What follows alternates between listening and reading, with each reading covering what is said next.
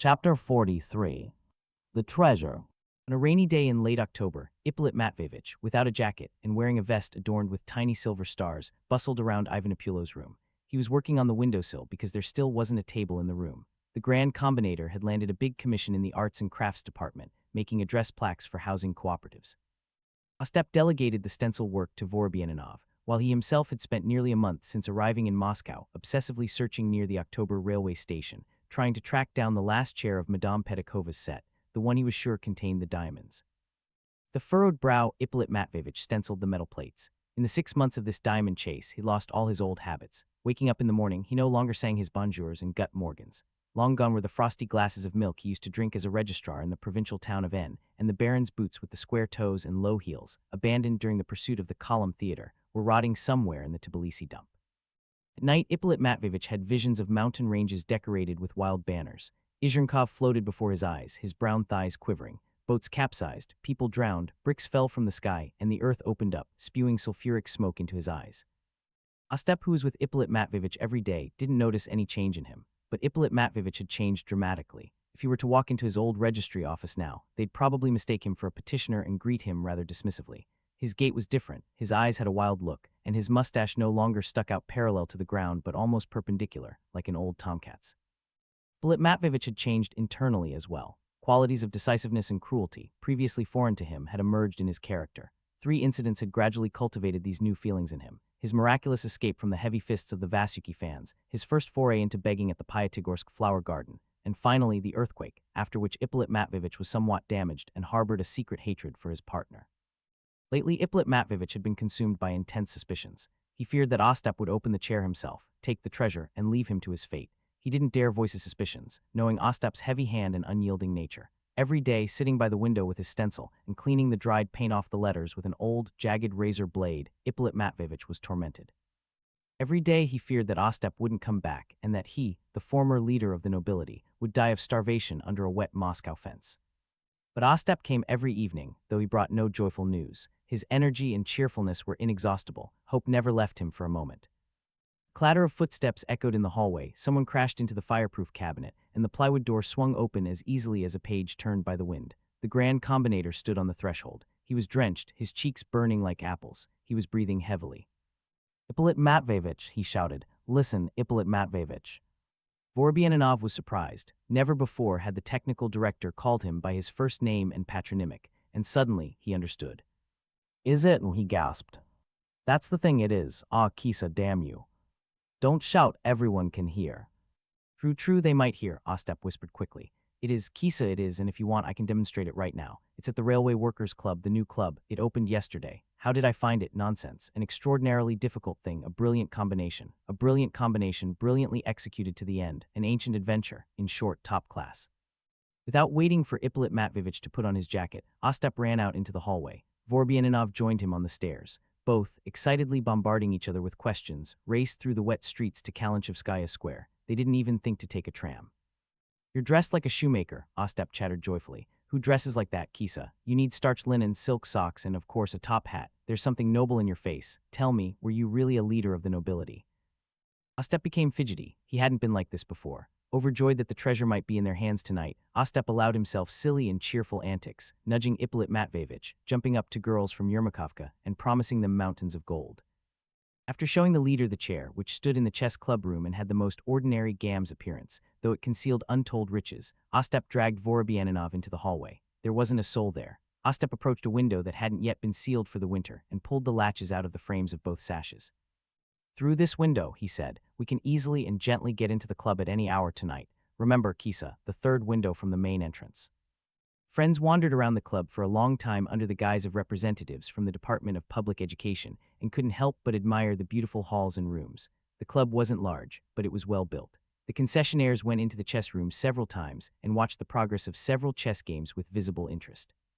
"If I had played in Vasuki," Ostap said, "sitting on such a chair I wouldn't have lost a single game. Enthusiasm wouldn't have allowed it. However, let's go, old man. I have 25 rubles under my skin. We must drink beer and rest before our nocturnal visit. Does beer shock you, leader? No matter. Tomorrow you'll be lapping up champagne in unlimited quantities." Walking from the beer hall to Sivtsev Vrajek, Bender was terribly cheerful and teased passers-by. He hugged the slightly tipsy Ippolit Matveyevich by the shoulders and said to him with tenderness, You're an extremely charming old man, Kisa, but I won't give you more than 10%. I swear I won't. Why do you need so much money? Why? Ippolit Matveyevich fumed. Ostap laughed sincerely and pressed his cheek against the wet sleeve of his partner in the concession. Will you buy Kisa? What? You have no imagination. I swear 15,000 is more than enough for you. You'll die soon, you're old. You don't need money at all. You know, Kisa, I don't think I'll give you anything. It's just a whim. I'll take you, Kisulia, as my secretary. 40 rubles a month, my food, 4 days off. Uniform, tips, social security. Does this offer reach you? Ippolit Matveyevich tore his arm away and quickly walked ahead. These jokes drove him to fury. Ostap caught up with Vorobyaninov at the entrance to the pink mansion. Are you really offended at me? Ostap asked. I was just joking. You'll get your 3%. I swear 3% is enough for you, Kisa. Ippolit Matveyevich sullenly entered the room.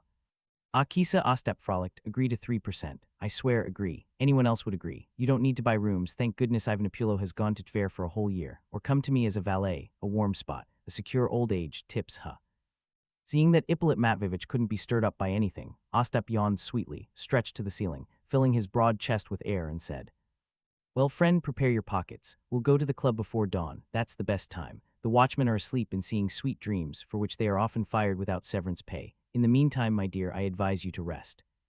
Ostap lay down on 3 chairs gathered from different parts of Moscow, and falling asleep said, Or as a valet, a decent salary, food, tips, well, just joking. The meeting continues. The ice has broken, gentlemen of the jury. These were the last words of the Grand Combinator. He fell asleep a carefree sleep, deep, refreshing, and unburdened by dreams. Ippolit Matveyevich went out into the street. He was full of despair and anger. The moon jumped over the cloudy bumps. The wet grates of the mansions gleamed richly. Fancy lanterns, surrounded by wreaths of water dust, shone anxiously. A drunk was pushed out of the Eagle Beer Hall. The drunk roared. Ippolit Matveyevich grimaced and walked firmly back. He had one desire, to end it all as soon as possible. He entered the room, looked sternly at the sleeping Ostap, wiped his pince-nez and took the razor from the windowsill. Dried flakes of oil paint were visible on its jagged edge. He put the razor in his pocket, passed Ostap again, not looking at him but hearing his breathing, and found himself in the hallway. It was quiet and sleepy here. Apparently, everyone had already gone to bed. In the complete darkness of the hallway, Ippolit Matveyevich suddenly smiled most caustically and felt the skin on his forehead move. To test this new sensation, he smiled again. He suddenly remembered that in high school, a student named Piktev could wiggle his ears. Ippolit Matveyevich reached the stairs and listened carefully. There was no one on the stairs. From the street came the clatter of a cab horse's hooves, deliberately loud and distinct, as if counting on an abacus. Leader returned to the room with a cat-like step, took 20 rubles and pliers from Ostap's jacket hanging on a chair, put on the dirty admiral's cap and listened again. Ostap was sleeping quietly, not snoring. His nasopharynx and lungs were working perfectly, properly inhaling and exhaling air. A huge hand hung down to the floor. Ippolit Matveyevich, feeling the momentary beats of his temporal pulse, slowly pulled his right sleeve above his elbow, wrapped the exposed arm with a waffle towel, moved to the door, took the razor from his pocket, and measuring the room distances with his eyes, turned the switch. The light went out, but the room was slightly illuminated by the bluish aquarium light of a street lamp. So much the better, Ippolit Matveyevich whispered. He approached the head of the bed, and holding the razor far away, plunged the entire blade diagonally into Ostap's throat with all his strength. He immediately pulled out the razor and jumped back to the wall. The Grand Combinator made a sound like a kitchen sink sucking up the remaining water. Ippolit Matveyevich managed not to get stained with blood, which flowed like from a burst fire hose. Vorobyaninov, wiping the stone wall with his jacket, crept to the blue door and looked at Ostap again for a second. His body arched twice and fell back against the backs of the chairs. The street light floated over a large black puddle that had formed on the floor. What is this puddle? Ippolit Matveyevich thought. Yes, blood. Comrade Bender has passed away. Vorobyaninov unwrapped the slightly smeared towel, threw it away, then carefully placed the razor on the floor and left, quietly closing the door. The Grand Combinator died on the threshold of the happiness he had imagined for himself. Once on the street, Ippolit Matveyevich frowned and, muttering, "The diamonds are all mine, not 6%, went to Kalinchevskaya Square.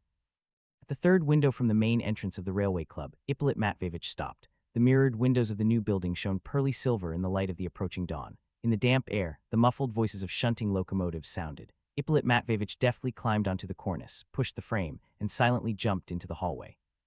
Easily orienting himself in the gray pre-dawn halls of the club, Ippolit Matveyevich entered the chess room, and catching his head on a portrait of Emanuel Lasker hanging on the wall, approached the chair. He didn't hurry. He had nowhere to hurry. No one was chasing him. Grandmaster O. Bender slept an eternal sleep in the pink mansion on Sivtsev Vrajek. Ippolit Matveyevich sat on the floor, wrapped his sinewy legs around the chair, and with the cold-bloodedness of a dentist began to pull the copper tacks out of the chair, not missing a single one. On the 60-second tack, his work was finished. The English chintz and burlap lay freely on the chair's upholstery. All that remained was to lift them to see the cases, little cases and boxes filled with precious stones. Immediately to the car, thought Ippolit Matveyevich, who had learned worldly wisdom at the school of the Grand Combinator, to the station and to the Polish border. For some pebble, they will transfer me to the other side, and there. Wanting to see what would be there as soon as possible, Ippolit Matveyevich tore the chintz and burlap from the chair. His eyes were met with springs, beautiful English springs and stuffing, wonderful stuffing of pre-war quality, which you can't find anywhere now. But there was nothing else in the chair. Ippolit Matveyevich mechanically stirred the upholstery with his finger and sat for half an hour, not releasing the chair from his tenacious legs and repeating dully, "Why is there nothing here? It can't be, it can't be." It was almost light when Vorobyaninov, abandoning everything as it was in the chess room, forgetting the pliers and the cap with the golden stamp of a non-existent yacht club, unnoticed by anyone, climbed heavily and wearily out the window onto the street. "It can't be," he repeated, moving a block away from the club. "It can't be." And he returned to the club and began to walk along its large windows, moving his lips. "It can't be, it can't be, it can't be." Occasionally he screamed, grabbing his head, wet from the morning mist. Remembering all the events of the night, he shook his gray hair. The diamond excitement proved to be too strong a remedy. He aged in 5 minutes. "They walk here, all sorts of people walk here," Vorobyaninov heard over his ear. He saw a watchman in canvas overalls and cold boots. The watchman was very old, ruddy, and apparently kind. "They walk and walk," the old man said sociably, tired of the night's solitude, "and you, comrade, are also interested, and rightly so. Our club is, you might say, extraordinary." Ippolit Matveyevich looked at the ruddy old man in anguish. "Yes," said the old man, "this club is extraordinary. There's no other like it anywhere." "And what's so extraordinary about it?" Ippolit Matveyevich asked, gathering his thoughts. The old man looked at Vorobyaninov with joy. Apparently, he liked the story about the extraordinary club himself, and he loved to repeat it. "Well, here," the old man began, "I've been a watchman here for 10 years, and there hasn't been a case like this. You listen, soldier. Well, here there was a club here all the time, you know, the first section of the traction service, I guarded it. It was a bad club. They heated it, and they couldn't do anything. And Comrade Krasilnikov approaches me. 'Where,' they say, 'is your firewood going, and do I eat this firewood?' Comrade Krasilnikov fought with the club. There's dampness there, cold here, there's no room for the brass band, and it's a torment to play in the theater. The artists were freezing. They asked for 5 years of credit for a new club, but I don't know what came of it. Dorprofsaj didn't approve the credit. Only in the spring did Comrade Krasilnikov buy a chair for the stage, a good, soft chair." Ippolit Matveyevich, leaning his whole body on the watchman, listened. He was in a semi-conscious state, and the old man, bursting into joyful laughter, told how he once climbed onto this chair to unscrew an electric light bulb and fell off. "I slipped off this chair, the upholstery on it tore. And I look, glass beads are falling from under the upholstery, and white beads on a thread." "Beads," said Ippolit Matveyevich. "Beads," the old man squealed admiringly, "and I look, soldier, further, and there are different boxes. I didn't even touch these boxes. And I went straight to Comrade Krasilnikov and reported. I reported to the commission later. I didn't touch these boxes, and I didn't touch them. And it's good, soldier, I did, because treasure was found there, hidden by the bourgeoisie." "Where is the treasure?" the leader shouted. Where, the old man mimicked. "You need to have sense here, soldier. Here it is." Where's? "Here it is," the ruddy old man shouted, rejoicing at the effect produced. "Here it is, wipe your glasses. The club was built on it, soldier. See, here it is, the club. Steam heating, chess with clocks, a buffet, a theater. They don't let you in with galoshes." Ippolit Matveyevich froze, and without moving from the spot, ran his eyes over the cornices. "So that's where it is, Madame Petikova's treasure. Here it is, all 150,000 rubles and 0 kopecks, as the murdered Ostap Suleiman Berta Maria Bender liked to say." Diamonds had turned into solid facade glass and reinforced concrete floors. The cool gymnastic halls were made of pearls. The diamond tiara had turned into a theater hall with a revolving stage. The ruby pendants had grown into entire chandeliers. The golden snake bracelets with emeralds had turned into a beautiful library, and the clasp had been transformed into a children's nursery, a glider workshop, a chess club, and a billiard room. The treasure remained. It was preserved and even increased. It could be touched, but it could not be taken away. It had gone into the service of other people. Ippolit Matveyevich touched the granite cladding. The cold of the stone passed into his very heart, and he screamed. His scream, furious, passionate, and wild, the scream of a she-wolf, shot through, flew into the middle of the square, darted under the bridge, and pushed away from everywhere by the sounds of the awakening big city, began to fade and withered in a moment. A magnificent autumn morning rolled from the wet roofs onto the streets of Moscow. The city moved on its everyday march. The end. 1927-1928. Moscow,